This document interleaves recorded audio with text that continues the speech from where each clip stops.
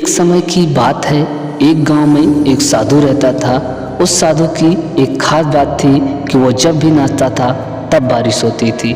तो गांव वालों को जब भी बारिश की ज़रूरत पड़ती तो उन बाबा के पास जाते और उनसे विनती करते और दया करते कि बाबा जी आप हम पर दया करके आप नाचना शुरू कर दें। और जैसे ही वो नाचना शुरू करते थे वैसे ही गांव में बारिश शुरू हो जाती थी। कुछ समय के बाद शहर में रहने वाले 4 लड़के गांव में घूमने के लिए गांव आए।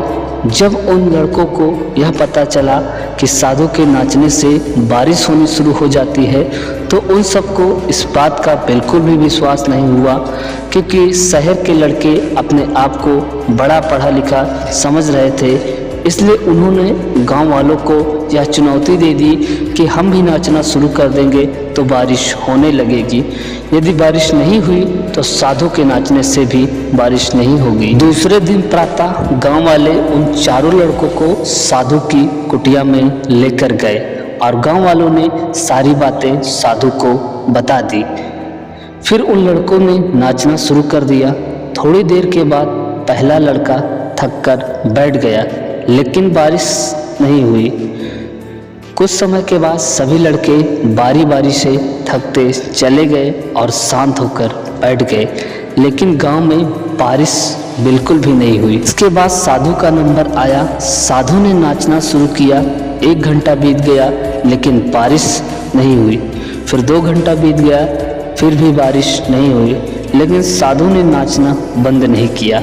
और शाम होते होते बादलों की गड़गड़ाहट सुनाई देने लगी और गांव में बड़ी तेज से बारिश हो गई। और शहरी लड़के यह सब देखकर हैरान रह गए और उन्होंने साधु से तुरंत क्षमा मांगी और उनके चरणों पर जा गिरे कि बाबा ऐसा कैसे हो गया कि हमारे नाचने से बारिश नहीं हुई लेकिन आपके नाचने से बारिश होने लगी। साधु ने उन लड़कों को बताया, जब मैं नाचता हूँ तो 2 बातों पर ध्यान देता हूँ।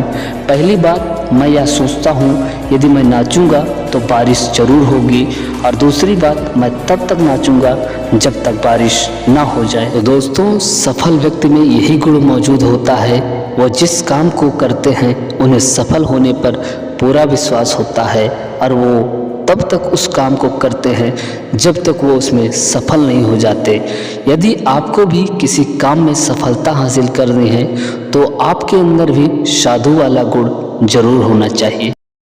ऐसे ही मोटिवेशन और नई कहानी को पाने के लिए दोस्तों आप हमारे चैनल को जरूर सब्सक्राइब कर लें। आपको इस कहानी से क्या सीख मिली आप हमें कमेंट करके ज़रूर बताइए।